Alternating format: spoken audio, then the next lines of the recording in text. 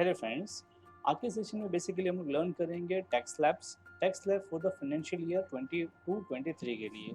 But ये जो tax slabs है ये in connection with other than salary है। प्रीवियस सेशन में मैंने ऑलरेडी आपको बताया हुआ है जो टैक्स स्लैब जो रिलेटेड टू सैलरी है और पर्टिकुलर फाइनेंशियल ईयर के लिए। बट यहाँ पे जो हम लोग स्पेशल डिस्कशन करेंगे जो अदर देन सैलरी के केस में रहेगा। अब सैलरी के केस में क्या है, मैंने उसके लिए स्पेशल दूसरी वीडियो में मैंने आपको ऑलरेडी सारी की सारी चीज़ें क्लियर किया हुआ है। अब यहाँ पे जो चीज़ हम लोग लर्न करने वाले हैं वो अदर देन सैलरी के केस में है। और मैं आपको आगे ये भी बताऊंगा कि सैलरी और अदर के दोनों में डिफरेंट क्या है, मैं क्यों इसके लिए स्पेशल वीडियो अलग से मैंने बनाया है और क्यों मैंने special video in connection with salary के लिए बताया हुआ है। सो अगर मैं बात करूँ टैक्स स्लैब्स के रिलेटेड, तो ये जो टैक्स स्लैब एप्लीकेबल है फॉर द फाइनेंशियल ईयर 2022-23 के लिए है। मतलब जो हमारा फाइनेंशियल ईयर स्टार्ट हुआ है 1 अप्रैल 2022 से और ये फिनिश होने वाला है यानी एंड होने वाला है 31 मार्च 2023 में। तो ये स्लैब जो टैक्स स्लैब है ये पर्टिकुलर इस फाइनेंशियल ईयर पे एप्लीकेबल है। दूसरी चीज़, ये टैक्स स्लैब एप्लीकेबल होगा इंडिविजुअल पे, एचयूएफ, एओपी, बीओवाई और अदर इंडिविजुअल्स पे। मतलब ये जो टैक्स स्लैब के बारे में आज हम लोग जो डिस्कशन करेंगे, ये टैक्स स्लैब स्पेशली एप्लीकेबल नहीं होगा कंपनीज के ऊपर, एलएलपी के ऊपर या फिर private limited company, public limited company, ये सर उनके लिए ये नहीं है। इंडिविजुअल एचयूएफ, एओबी और बीओआई के लिए। सो हम लोग अगर बात करें कि जब टैक्स स्लैब क्या है, तो सबसे पहली चीज़ जीरो से लेके यानी जीरो से लेके अगर आपकी इनकम 2,50,000 तक है तो आपको कोई भी टैक्स पे करना नहीं होता है।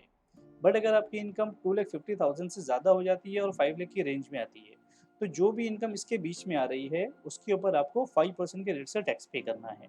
मैं आपको आगे जाके एग्जांपल से बताऊंगा, आपको और ज़्यादा क्लियर हो जाएगा। बट इन शॉर्ट आप ये समझो कि 2,50,000 से ज़्यादा और 5 लाख से कम इन बिटवीन जो भी इनकम आती है उसके ऊपर 5% के रेट से टैक्स पे करना होता है। बट अगर इनकम 5 लाख के अबव चले जाए, मतलब यहाँ से आगे बढ़ जाती है और 10 लाख के बीच में आती है, तो जो भी इनकम 5 लाख के अबव गई है और 10 लाख के कम है, वहाँ पर 20% के रेट से टैक्स पे करना है। बट अगर इनकम 10 लाख के भी ऊपर चले जाए, तो जो भी इनकम 10 लाख के ऊपर चले गई है, चाहे 11, 12 जो भी ऊपर चले गए, 2-3 लाख जितना भी ऊपर चले गई है, उस पे 30% के रेट से टैक्स पे करना है। ये एक नॉर्मल से टैक्स स्लैब है। अब हमको इसको डिटेल में समझने के लिए हमको कुछ एग्जांपल्स का सहारा लेना पड़ेगा। तो मैं आपको यहाँ पे डिफरेंट 4 टू 5 एग्जांपल्स लेकर आपको मैं ठीक से समझाऊँगा ताकि आपको अच्छे से ये पूरे सारे जो इसके बेस है या इसका जो पूरा ओवरऑल क्लियर हो सके। तो सबसे पहली चीज़, जैसे कि मैंने आपको बताया कि अगर किसी की इनकम 2,50,000 तक है तो उसको कोई भी टैक्स पे करना नहीं है। 2,50,000 से ज़्यादा अगर है यानी 2.5 से बढ़ जाए और 5 लाख के बीच में आती है तो यहाँ पे 5% के रेट से टैक्स पे करना है। तो सबसे पहली चीज़, अगर किसी की इनकम सपोज 4 लाख रुपीज़ है, अगर वो 4 लाख रुपीज़ इनकम है तो हमारे पास में क्या आती है, इस स्लैब के बीच में आ रही है। तो इसका मतलब क्या हुआ कि यहाँ पे जो टैक्स के जो रेट्स होंगे वो 5% के होंगे। तो सबसे पहले हम लोग क्या करेंगे कि जहाँ पे तक टैक्स नहीं लगता उसको पहले लेस कर लेंगे। ठीक है, यानी 2,50,000 जिस पे टैक्स नहीं लगता, जिसको स्टैंडर्ड डिडक्शन के नाम से भी जाना जाता है, उसको हम लोग पहले लेस कर लेंगे यहाँ से। तो बचेगा 1,50,000। अब इसके ऊपर हम लोग टैक्स को चार्ज करेंगे एट द रेट 5% के रेट से। परफेक्ट। जब आप इसका 5% काउंट करोगे तो आएगा 7,500 रुपीज़। ये जो 4 लाख रुपीज़ अगर इनकम है तो उसके ऊपर टैक्स जो एप्लीकेबल होता है वो होता है 7,500 रुपीज़। आगे जाकर के मैं बताऊंगा रिबेट 87A के बारे में, जिसकी वजह से ये जो टैक्स है 7,500 रुपीज़ ये नील हो जाता है। लेकिन उसके पहले हम लोग टैक्स की जो स्लैब है उसको किस तरीके से कैलकुलेट किया जाता है ये पहले हम लोग अच्छे से लर्न कर लेते हैं।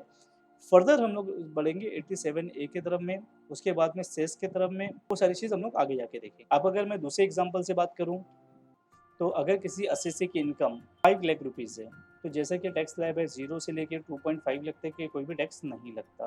बट 2.5 लाख के अबव चले जाए इनकम और 5 लाख के रेंज में आ जाए तो यहाँ पे 5% का रेट था, बराबर है।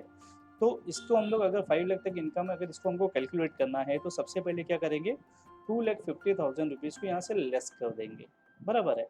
जब 2,50,000 को हम लोग यहाँ से लेस कर देंगे तो बचेंगे 2,50,000। ठीक है, अब ये 2,50,000 के ऊपर हम लोग टैक्स चार्ज करेंगे एट द रेट 5% के रेट से। हम लोग इसके ऊपर 5% के रेट से इसके ऊपर टैक्स चार्ज करेंगे तो टोटल अमाउंट बनेगा 12,500। जो टैक्स का अमाउंट हो जाएगा 12,500 रुपीज़ हो जाएगा। ठीक, एक सिंपल से कैलकुलेशन था। बट समटाइम व्हाट हैपन कि ज़रूरी नहीं कि 5 लाख रुपीज़ ही प्रॉफिट होगा। 5 लाख रुपीज़ से अगर ज़्यादा बढ़ गया टैक्स प्रॉफिट तो क्या होगा। सपोज अगर किसी एसएससी की इनकम है 8,50,000, तो हम यहाँ पे टैक्स कैसे कैलकुलेट करेंगे?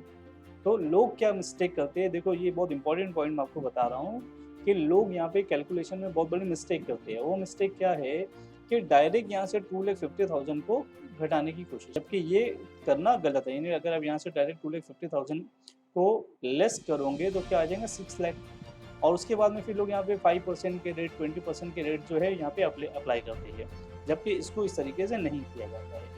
आपको अगर कैलकुलेशन करना है तो सबसे पहले 8,50,000 अपनी बुक पे ले लो, और इसके आपको 2 पार्ट करने होंगे। पहले 2 पार्ट इसलिए करना है क्योंकि जो शुरुआत का जो 5 लाख रुपीज़ है, ठीक है, जैसे कि हमारे 0 पॉइंट से लेके 2,50,000 तक के कोई टैक्स नहीं था। फिर 2.5 लाख से ज़्यादा और 5 लाख तक जो है यहाँ पे 5% के रेट है, और 5 लाख से ज़्यादा अगर है और 10 लाख है तो यहाँ पे कैसे 20% के रेट है। अब यहाँ पे देखो 8,50,000 इनकी इनकम है। अगर 8,50,000 इनकम है तो ये 2 अलग अलग स्लैब में आ रही है।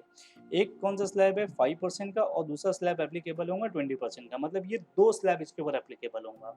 तो ये दोनों स्लैब को एप्लीकेबल करने के लिए तो हम लोग पहले स्लैब के लिए उसको 5 लाख को लेस कर लेंगे।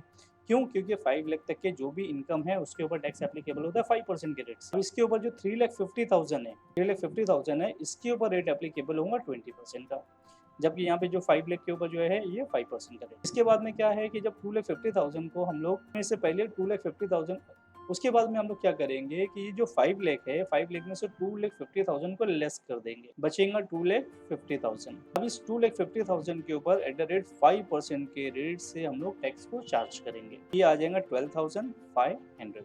अब यहाँ पे 3,50,000 है। अब ये 3,50,000 के ऊपर हम लोग टैक्स कैलकुलेट करेंगे 20% के रेट से, तो ये बनेगा 70,000। अब बाद में दोनों को क्या करेंगे 70,000 प्लस 12,500, टोटल हो जाता है 82,500। ठीक है, तो इस तरीके से टैक्स को कैलकुलेट किया जाता है। अब लोग यहाँ पे जैसे मैंने बताया कि लोग मिस्टेक क्या करते हैं, डायरेक्ट 8,50,000 लेते हैं और उसमें से बोले कि 2,50,000 तक के कोई टैक्स नहीं लगता, उसको पहले लेस कर लेते हैं। बचा हुआ जो 6 लाख है, अब इसको ये लोग 2 पार्ट में करेंगे कि 5 लाख तक के जो टैक्स एप्लीकेबल होगा वो 5% से होगा, और उसके बाद में 1 लाख के ऊपर जो है इसमें 20% के रेट से होगा। तो अगर हम लोग इस तरह से कैलकुलेट करेंगे तो यहाँ पे 1 लाख का 20% मतलब 20,000, और 5 लाख के ऊपर 5% तो क्या हो जाएगा 25,000। बराबर, जब आप दोनों को ऐड करेंगे तो बनेगा टैक्स 45,000, जबकि ये तरीका गलत है। इस तरीके से कैलकुलेट नहीं किया जाता है। जो सिस्टम मैंने बताया कि सबसे पहले आपको 2-3 अलग अलग उसको पार्ट में करना होगा। आपको 5% का पार्ट अलग करना है, आपको 20% का पार्ट अलग कर लेना है, आपको 30% का पार्ट अलग करना है। उसके बाद में आपको तीनों अलग अलग कैलकुलेशन करने के बाद में फिर तीनों को मर्ज किया जाता है। जैसे कि मैंने किया यहाँ पे, क्या किया 5% का अलग कर दिया, 20% को अलग कर दिया, बाद में यहाँ पे दोनों को मर्ज कर दिया। बस इतने पे कैलकुलेशन हमारा ख़त्म नहीं होता है। इसके आगे और कैलकुलेशन करना होता है कि जो भी हमारा टैक्स आया इसके ऊपर health and education cess applicable होता है, वो है एट द रेट 4%। ठीक है, मतलब जो भी आप टैक्स निकालोगे उसके ऊपर 4% और आपको ऐड करना पड़ेगा। किसके ऊपर? आपके टैक्स के ऊपर। जब टैक्स के ऊपर आप 4% और निकालोगे तो वो बनेगा 82,500 का, आपको निकालना 4%, तो ये आएगा आपका 3300। अब इसकी टोटल लगा लीजिए 8500 यानी 85,800 ये आपका टोटल टैक्स बनता है। तो टैक्स पहले कैलकुलेट करने के लिए सबसे पहले आपकी जो टोटल इनकम है उसमें से आप उसको अलग अलग सेगमेंट में कर लो, मतलब अलग अलग स्लैब में कर लो। 5% का अमाउंट अलग कर लो, 20% का अमाउंट अलग कर लो, 30% का अमाउंट अलग कर लो। अभी तो ये था कि 8,50,000, बट अगर इनकम इससे भी ज़्यादा है तो तब हम लोग क्या करेंगे, सपोज किसी एसएससी की इनकम है 16 लाख। ठीक है, अब अगर हमको इसके ऊपर टैक्स को कैलकुलेट करना है तो हम लोग क्या करेंगे, इसको 3 हिस्से में डिवाइड करेंगे। पहला पार्ट जो रहेगा वो है 5 लाख। 5 लाख क्यों हमने अलग किया, क्योंकि स्टार्टिंग का जो 5 लाख है उसके ऊपर 5% के रेट है। अब उसके बाद का जो 5 लाख है, यानी 5 लाख से लेकर 10 लाख के बीच में जो वो 20% का रेट है, तो 5 लाख अलग हमने कर लिया यहाँ से। अब यहाँ पे जो रेट होगा वो 20% का। अब इसका तीसरा पार्ट जो बच गया वो है 6 लाख। अब ये 6 लाख के ऊपर 30% के रेट से टैक्स को हम लोग कैलकुलेट करेंगे। यहाँ पर जैसे कि मैंने बताया कि 5 लाख तक के जो भी टैक्स है इनकम, उसके ऊपर 12,500 टैक्स एप्लीकेबल होता है। तो 5 लाख के ऊपर डायरेक्ट टैक्स हम लोग अप्लाई कर देंगे 12,500। आप इसको जब कैलकुलेट करोगे तो यही आएगा। और आपको इतना समझ लेना है कि अगर 5 लाख के ऊपर इनकम जा रही है, जैसे सपोज 6 लाख रुपीज़ किसी की इनकम है, तो इसमें क्या करने का है आपको, इसके 2 पार्ट कर लो। पहले जो है 5 लाख, 5 लाख के ऊपर आपको डायरेक्ट 12,500 ऐड कर देना है, समझ लेना है।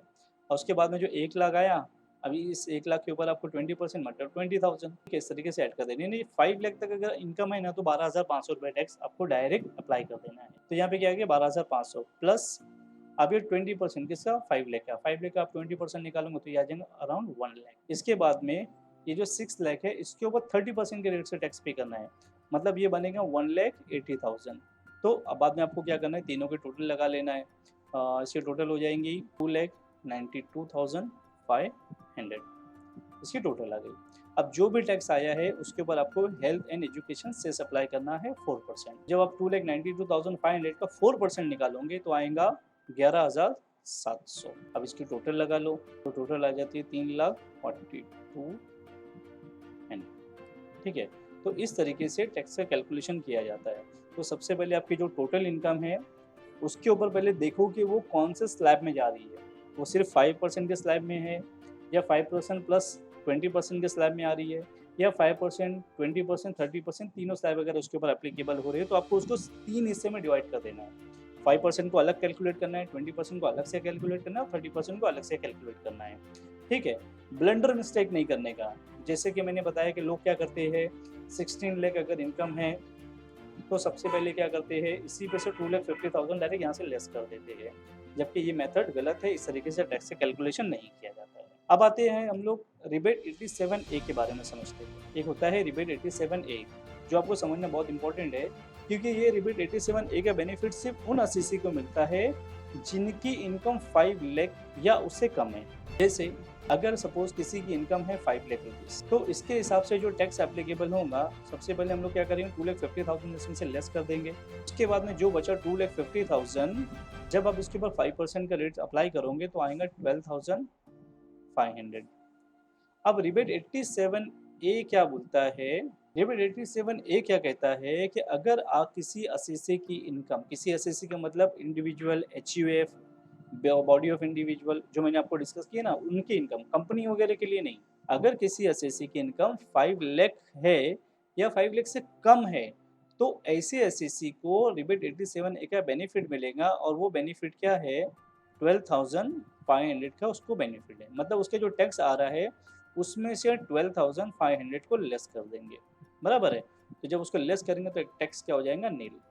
तो इसके लिए लोगों का बोलना क्या होता है कि 5 लाख रुपए तक के कोई टैक्स नहीं लगता है, जबकि ऐसा बोलना गलत है। अगर ये हम बोलेंगे 5 लाख रुपीज़ तक के कोई टैक्स नहीं लगता है तो ये बोलना स्टेटमेंट ही गलत है। 5 लाख रुपीज़ तक के टैक्स नील हो जाता है रिबेट 87A के बेस पे, लेकिन 5 लाख रुपीज़ तक के टैक्स नहीं लगता है, ये बोलना गलत है। क्यों बोलना गलत है? क्योंकि अगर किसी एसएससी की इनकम है 5,01,000 रुपीज़, ठीक है, अब देखिए सिर्फ 1,000 बढ़ गया, 1,000 भी छोड़ो, किसी एसएससी की इनकम है 5,100 रुपीज़। अब अगर ये 100 रुपीज़ अगर इनकम बढ़ गई ना तो जो रिबेट 87A का जो बेनिफिट है ना उसको नहीं मिलेगा। वो बेनिफिट किसके लिए है कि असीसी की इनकम 5 लाख या उससे कम होना चाहिए। अब यहाँ पे क्या हो गया कि 100 रुपीज़ बढ़ गया, बराबर है। अब 100 रुपीज़ बढ़ने की वजह से कितना बड़ा टैक्स में इम्पैक्ट आता है मैं आपको बताता हूँ। हम लोग क्या करेंगे यहाँ पे उसको 2 हिस्से में पहले कर लेंगे। 100 रुपये के ऊपर आपका जो है वो 20% का रेट एप्लीकेबल होगा और जो 5 लाख रुपया है इसके ऊपर आपको 5% का रेट एप्लीकेबल होगा, बराबर है। तो जब इसके ऊपर 5% का रेट एप्लीकेबल होगा तो हो जाएगा 12,500। 100 रुपीज़ के ऊपर कितना आएगा 20% या ज़्यादा 20 रुपीज़, बाद में दोनों को ऐड कर लो 12,520, ठीक है। अब इसके ऊपर जो है आपको हेल्थ एंड एजुकेशन सेस वो अप्लाई करना है 4% के रेट से, तो करीब आ जाएगा 501। उसके बाद में आप इसकी टोटल लगा लो तो बनेगा ये 21, मतलब ये टोटल कितना हो गया 13,000। यहाँ पे देखिए सिर्फ 100 रुपया बढ़ गया। अगर ये 5 लाख रुपए इसकी इनकम होती, ठीक है, तो यहाँ पे टैक्स होता नील, मतलब 0। और अगर 5 लाख 100 रुपया इनकम अगर हो गई तो यहाँ पे टैक्स कितना आ रहा है 13,021 रुपीज़। मतलब 100 रुपये की वजह से, मतलब 100 रुपये इनकम बढ़ने की वजह से आपको डायरेक्ट 13,000 टैक्स पे करना पड़ रहा है, ठीक है। नॉर्मली ऐसा होता नहीं है कि जब भी किसी को देखते हैं जब 100 रुपये ज़्यादा आ रहे हैं तो किसी ना किसी इन्वेस्टमेंट के ज़रिए या किसी टैक्स के एडजस्टमेंट के ज़रिए एक्सपेंसेस को एडजस्टमेंट करके उसको लोग कम कर देते हैं। प्रैक्टिकली होता यही है। बट मैं आपको बताना क्या चाहता था 5 लाख के अबव अगर इनकम चले जाती है तो वहाँ पे रिबेट 87A का बेनिफिट नहीं मिलेगा। अब यहाँ पे 5 लाख की इनकम थी, इसके लिए यहाँ पे रिबेट 87A का बेनिफिट मिल रहा था, इसके लिए टैक्स यहाँ पे नील हो गया। अब यहाँ पे 5 लाख के अबव इनकम है, ठीक है, तो यहाँ पे अबव इनकम होने की वजह से 12,500 का यानी रिबेट 87A का बेनिफिट नहीं मिल रहा है। जो ये वाला 12,500 का बेनिफिट नहीं मिल रहा है रिबेट 87A का, तो क्या हो रहा है कि टैक्स नील नहीं हो रहा है और पे करने के लिए आ रहा है 13,021। तो आपको बहुत ध्यान रखना है कि टैक्स को कैलकुलेट करना एकदम परफेक्ट आना चाहिए। तो आपके क्लाइंट का थोड़े से 100 रुपये के ऊपर नीचे होने की वजह से उसको काफ़ी ज़्यादा नुकसान सफ़र करना पड़ सकता है। तो हमने यहाँ पे तीनों चीज़ें देखी कि 2,50,000 तक के कोई भी टैक्स एप्लीकेबल नहीं होता। 2,50,000 से ज़्यादा है तो 5% के रेट होंगे, कहाँ तक के 5%, 5 लाख तक के, और टैक्स एप्लीकेबल होगा 12,500। बट अगर 5 लाख तक ही सिर्फ इनकम है तो यहाँ पे रिबेट 87A का बेनिफिट मिलता है और टैक्स हो जाता है नील। ठीक है, लेकिन उसके लिए क्या है कंडीशन के 5 लाख के ऊपर नहीं जाना चाहिए। जैसे मैंने बताया कि 100 रुपये अगर इनकम बढ़ गई तो आपको 13,000 टैक्स पे करना पड़ गया। ठीक है, इसी तरीके से 5 लाख से ज़्यादा और 10 लाख के बीच में 20% का रेट, अब मैंने आपको एग्जाम्पल से बता दिया, आपको समझ में भी आया होगा। वहाँ पे आपको कितना 12,500 तक के टैक्स एप्लीकेबल होगा। मतलब आपको सीधा कंसिडर क्या करना है, अगर किसी असेसी की इनकम सपोज 12 लाख है, तो इसमें क्या करने का शॉर्टकट मैं आपको बताता हूँ कि आपको अलग अलग पार्ट करने की ज़रूरत नहीं पड़ेगी। शुरुआत का जो 10 लाख है इसमें, अभी अगर 12 लाख रुपए किसी की इनकम है तो हम लोग क्या करेंगे, इसके 2-3 हिस्से में इसको बांटेंगे कि भाई 10% का, 5% का और 30%। तो उससे अच्छा क्या है कि आपको क्या समझना है, 10 लाख तक के जो टैक्स एप्लीकेबल होता है वो 12,500 होता है। अब इसके ऊपर कितना गया, 2 लाख रुपया, तो इस 2 लाख के ऊपर 30% निकालो, 60,000 हो जाएगा। ठीक है, और वो 60,000 को इसमें 1,12,500 इसमें ऐड कर दो और जो भी आएगा आपका टैक्स, फिर उसके बाद में आप उसके बाद सेस कैलकुलेट कर लो, जैसे कि मैंने यहाँ पे बताया हुआ है। लाख के अबव जाने के बाद में क्या होगा, 30% का रेट एप्लीकेबल होगा।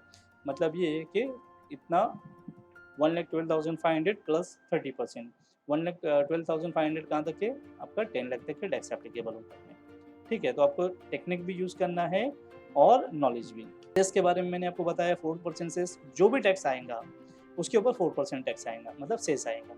और ये टैक्स ऑन टैक्स बेसिकली होता है। इसके बाद में रिबेट 87A के रिलेटेड हमने डिस्कशन किया। रिबेट 87A का बेनिफिट उनको ही मिलेगा जिनकी इनकम 5 लाख से कम है। अगर उसके ऊपर बढ़ जाती है तो इसका बेनिफिट नहीं मिलेगा। तो आपको क्या ऐसा करना है कि भाई 5 लाख तक की इनकम दिखाना है तो टैक्स नील होगा, अगर उससे बढ़ती है तो फिर नहीं आएगा।